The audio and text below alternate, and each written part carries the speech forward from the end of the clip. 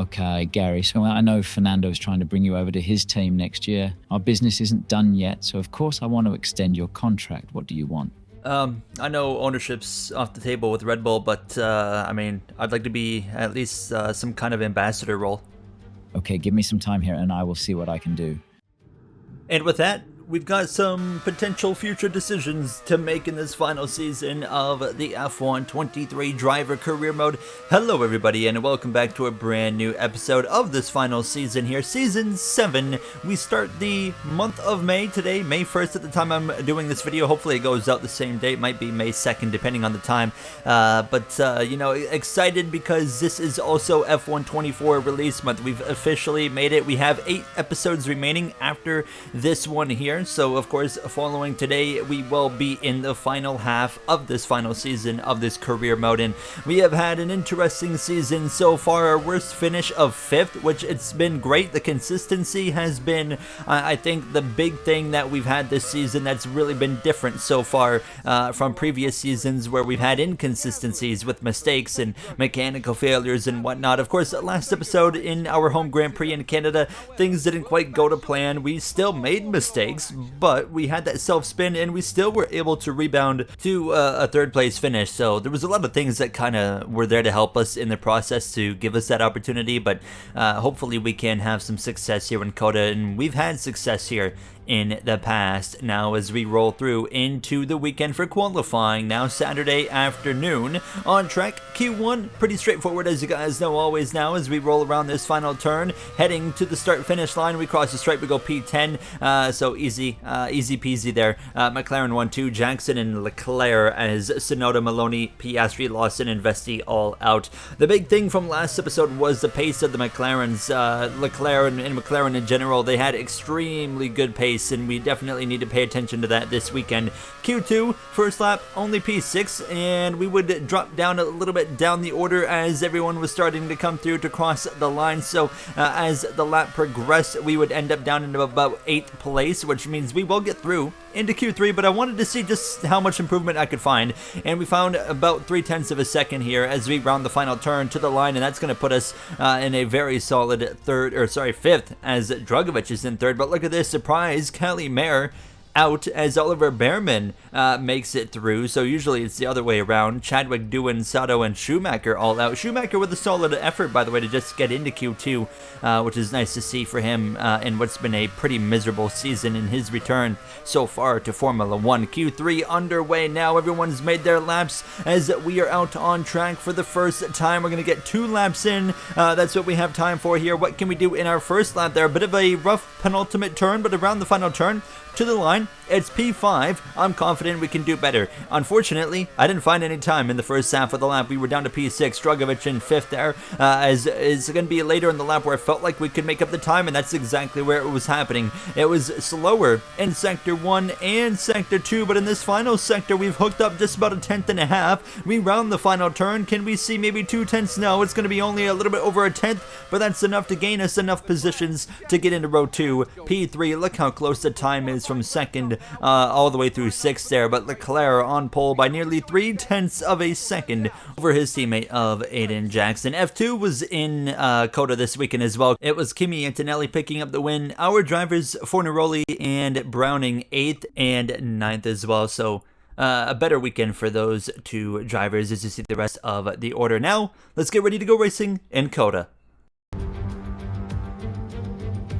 Here we are then in one of the fastest growing cities in the United States, the fabulous Austin in the great state of Texas. The circuit itself, 14 miles southeast of the city centre, has been home to the US Grand Prix since 2012, the latest in a long list of iconic tracks to have that honour.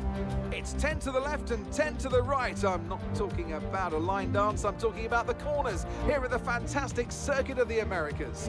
Overtaking opportunities into turn 1 and turn 12 at this anti-clockwise 3.6 mile track. But we may well see cars struggle to slow down here today as the wet weather interferes with the low-speed grip. It's time to see how our drivers are stacking up after yesterday's exciting qualifying session. Charles Leclerc lines up on pole position, and it's Aiden Jackson alongside.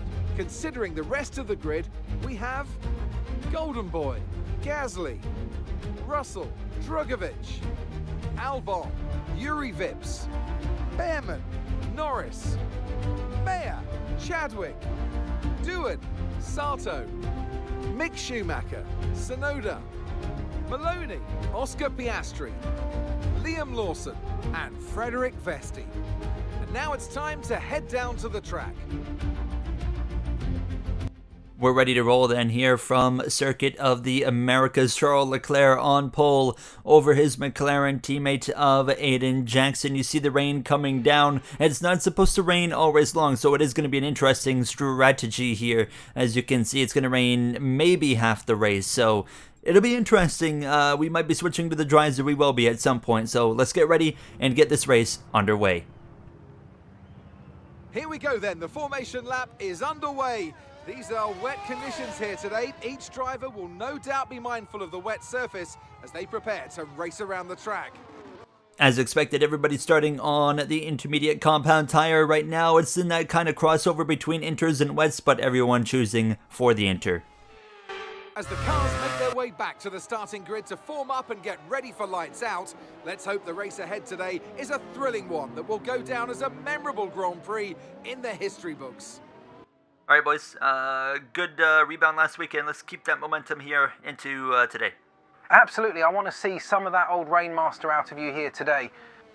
So, it is raining, as you guys know, if you've watched this career mode for a while now. Rain is really where we thrive here in F1 23. So, the goal is to take advantage of that early, maybe get the lead in the first couple of laps and try to open up the gap before it gets dry, and then we'll kind of figure out things from that point on, because we know the McLaren's going to be, I'm sure, lightning fast in the dry here, as you see that intimidating run up towards turn number 1. The field is ready to go racing. It's a McLaren 1-2 front row lockout. Here we go. 5 red lights. It's going to be in the pouring rain, lights out, and we're racing here in the United States. It's a poor start from Aiden Jackson, and we get a run on Leclerc. Here comes Pierre Gasly in the middle as well. He shot the gap. We'll try to go around the outside. Leclerc goes deep into the apex now, and now Gasly's going to get up his left side. Not going to quite work out. Look at the run we get now alongside Leclerc. The Monaco-based driver keeps it side by side, and we're going to continue wheel to wheel into the S's section. Though we back out, we maintain second place. Now a clean start, and we gain 1 spot out of it. Aiden Jackson goes from 2nd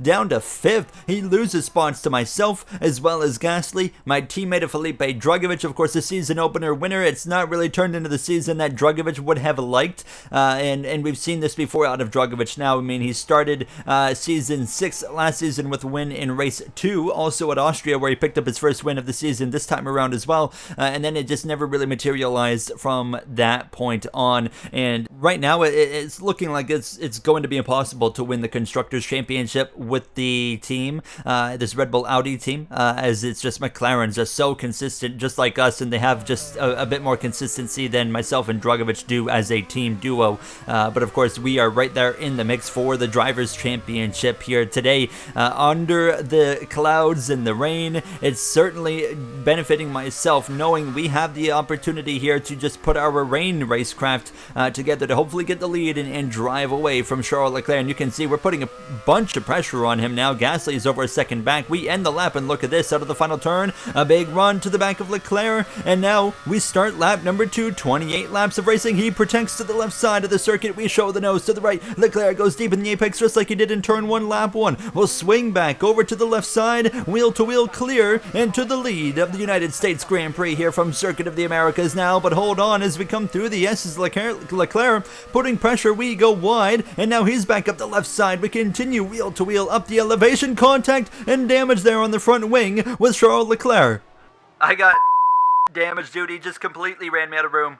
You hear the radio, we got damage. Leclerc back up the inside. I'm not going to allow this to slide. We dive one back up his inside, and we're going to run Leclerc completely off the circuit now and take the lead back and put him under pressure from Pierre Gasly. What the man? He just ran me off the road.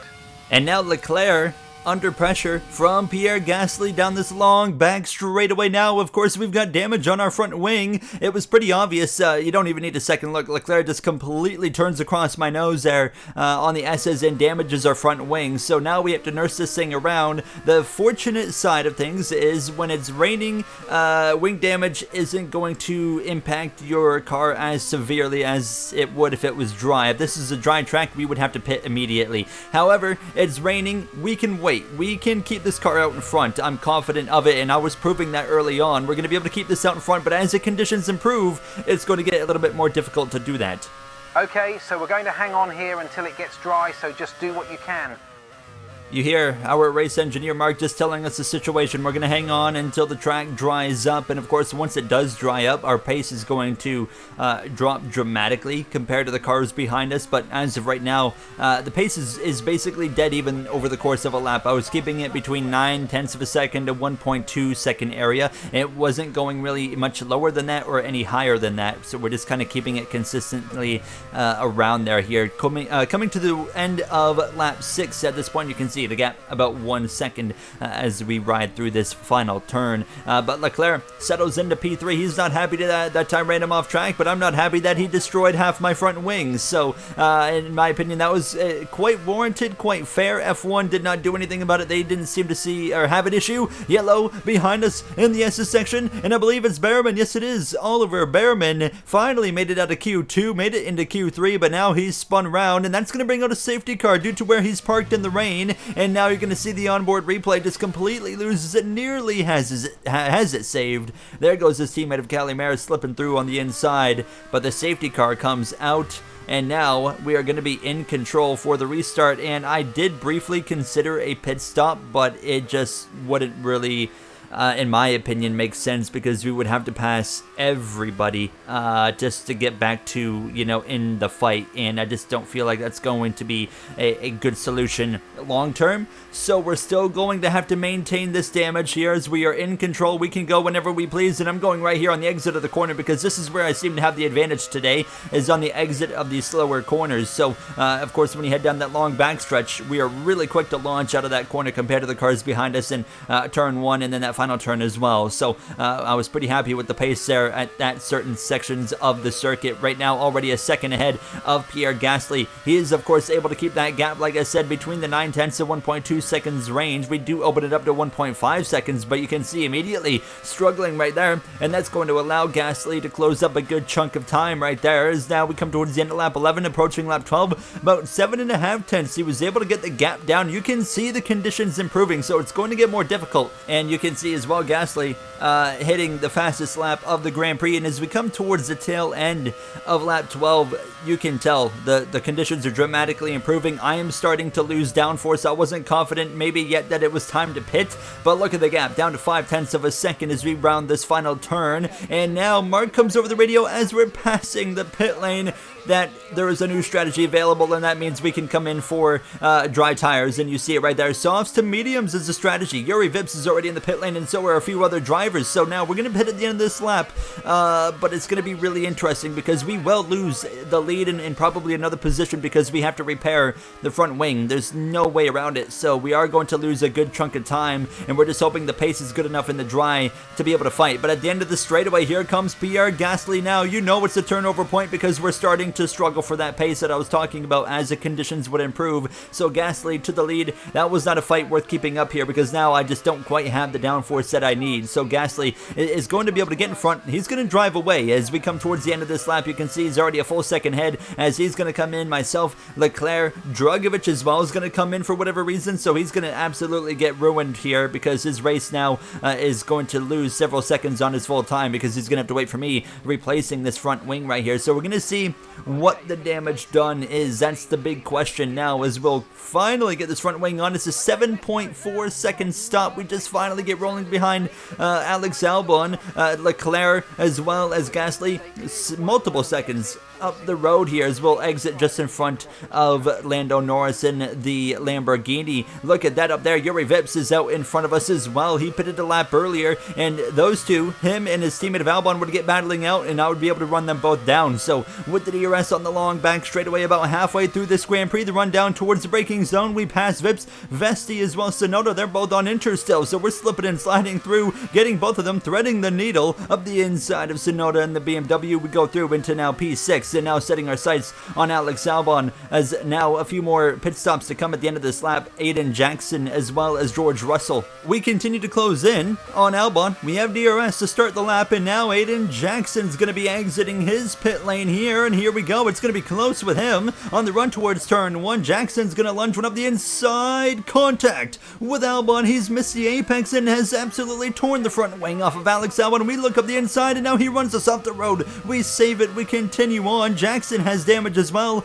We're going to get them both through the S's now. Albon has no front wing whatsoever, and he is going to have to pit immediately. Jackson has minor damage. I think he's going to try and ride it out, but my goodness, we've been around McLarens today, and anytime we've been around them, it's been chaos, but we lost so much time behind that little mess right there. Look at the gap. Over 6 seconds to Leclerc and over 10 to Pierre Gasly now. That is going to make our job extremely difficult with 13 laps to go at this point, and we had closed in a little bit. The gap about 6 seconds to Leclerc and just under 10, but it wasn't changing beyond that. I'm driving as hard as I can, trying to find the time, and it wasn't happening here. Now, as you can see, coming to lap 18, 11 to go, a little bit over the track limits there, but the gap, it's still 6.1, 6.2 to Leclerc. We're gaining on Gasly, but that's it. I got nothing else for Charles Leclerc as we approach the final 10 laps of this race. So we're going to obviously have to do something creative if we want to try and beat them now, as I'm really struggling here now, getting an exceeding track limits warning.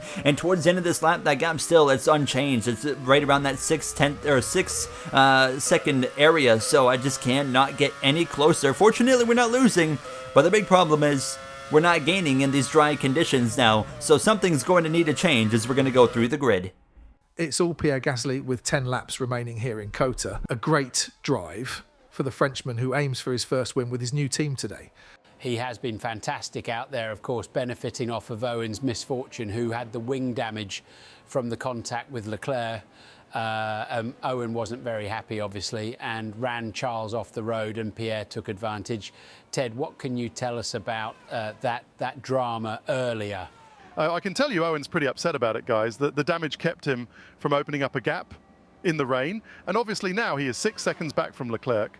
He would have been closer to them. But the other McLaren of Aiden Jackson caused that chaos with Albon, of course, right in front of them.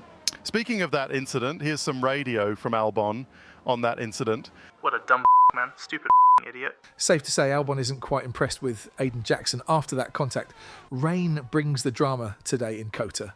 It's been a heck of a race so far. How about Mick Schumacher? It's not been an easy season in his F1 return, but today he runs 13th. It doesn't sound like a lot, but right now it's significantly better than his teammate and better than what he has done all year. It's like he's found some pace that he needed today. Alex Albon rounds out the back of the grid. Frederick Vesti as well had a mechanical failure. He is done for the day. The gap has not changed. Still about 6 to 6.1, 6.2, 6.3 seconds behind Leclerc. It's just not happening now. And as drivers now in front of us come into the pits, Gasly, Leclerc at the end of the lap, Mark has a change of strategy. Okay, stay out here. We're going to try and make it to the end. Can these tires even go that long? We're going to find out, mate. We need to try something. Mark is right. If we're going to beat Leclerc today, and our focus is not really Pierre Gasly, it's just strictly Leclerc. I don't think I'm going to be able to hold back Gasly, but the hope is we can try to fight Charles Leclerc in these closing laps. There's not a lot of laps left. Lap 22, and now Jackson and Russell, they had stayed out an additional lap. They're now in, so it's nobody between Gasly and Leclerc, between them and myself now. The gap is going to reduce quite significantly and quickly. The gap towards the end of lap 22, already down to 5.5 to Gasly, who's on mediums, by the way, while Leclerc's on softs. Vips, Chadwick, they're on hards, trying to do this on a one-stop like we are. The only difference is we're on softs. Lap 23, we fast forward to towards the tail end of it, and look at how much the gap has decreased. 2.5 seconds, and now 4 seconds to Leclerc at the end of the lap, and now just under 2 to Gasly. I'm not feeling very confident with how quickly that gap is coming down. I know I'm going to have to fight Leclerc as hard as I possibly can. I'm just not sure how this is going to work out, because at the end of Sector 1, Gasly's now within DRS, 3 seconds to Leclerc, and like I said, Gasly is not our fight. A great day for the Mercedes driver, by the way. It's not been a great start to the season for the Frenchman, but he's on pace to win this Grand Prix, and here he comes at the end of the straightaway. He's going to pass us and take the lead, and like I said, not our race. Just the situation, the cards we've been dealt with, the damage and the wing replacement losing us so much time, it's just unrealistic to even fight for this win right now. So Gasly drives away in the distance. I would maintain DRS at least for the start of the final 4 laps, but now Leclerc is closing in quickly. He's about to be within DRS, and he will be within DRS by the end of this first sector. And here we go. Now only 5/10 of a second as we head down the long back straightaway. Gasly 2 seconds up the road, and we try to break the slipstream immediately. Leclerc is going to follow us. We remember the contact we had earlier. I'm not going to make it easy on the Monaco driver now as we head down this long back straightaway, and here comes Charles Leclerc. He swings one around the outside. I'm going to completely make sure he has no chance of making that happen there as I lunged it deep into the corner and make sure I took up all the racing surface right there. And Leclerc, wise driver, backs out of it now, and we're just going to make it as hard as we can for him to pass, but I don't think it's going to be that hard in the long run. Through the penultimate turn, a poor run for me, a good run for Leclerc. Up the inside into the final turn, and he is going to take the position. We're going to try and fight back. We don't have DRS, and he does. Can we do anything about it now as we head up towards turn number 1? It's not going to happen, but we're going to try something. Into turn 1, we lunge one deep into the corner. We slide, avoiding contact. What a move, but it's not enough. Leclerc is going to get the job done, and ahead he goes, and he is going to drive off in the sunset or in the a bit overcast sky. But yeah, I just didn't have enough, and you can see these softs are starting to fade, but now we can't pit. If we pit now, we're going to come out too far back to make up that time before the race is over to even get third, so it's just about hanging on. But my soft tires were falling off a cliff here. Now look at the gap increasing to the cars in front. 15 seconds to Yuri Vips, but Aiden Jackson would take over 4th, and he was now only 12.8 behind me with 2 laps to go. I was now at a point of nursing these tires around this track, just trying to get it around, and Jackson is closing in at a significant rate here. Now yellow's actually behind, and it's going to be day over with George Russell in the final 2 laps, while his teammate of Pierre Gasly is looking at delivering Mercedes their first win of the season. It's day over for George Russell. By the tail end of the lap, you can see I am just hanging on. The gap to Leclerc is 11 seconds, and now only 8 seconds to Jackson. 1 lap to go in COTA, and suddenly third place, it might be under threat now as we get through turn 1, and you can see I am just crawling around this circuit here. 6.6, 6.5 through the S's. You can see us slipping and sliding around. As soon as I try to push these tires, they slide. It's just about trying to nurse this thing around, but obviously now you can see how quickly the gap is coming down. 5 seconds now. We need to hustle the car, but we can't hustle it too much. 3 seconds by the end of the straightaway now. The rear end kicks out. We slide. We're turning right the whole corner now. Looking like a dirt race here, of course, on a dirt oval. Pierre Gasly wins for Mercedes in COTA, but the game is all right here between myself and Aiden Jackson. I am hanging on for my life, and he is here. Aiden Jackson to the rear wing of our Red Bull Audi, and he's going to try and show one around the outside. We'll continue wheel to wheel. We shut the door on Jackson. I haven't forgot the contact with him either from earlier. As we head into the penultimate corner, the back end kicks out. We slide. We save it, but it's over. Jackson through into third. An absolute disastrous call to stay out on the racetrack. We slide again to the line. We'll barely hang on for 4th. What a terrible, terrible call, guys. What were we doing? That was terrible. That's how we lose championships. Calm down, Gary. It's a new tyre, and the first time anyone has tried to take the softs that far, at least we learned early in the season. Focus forward.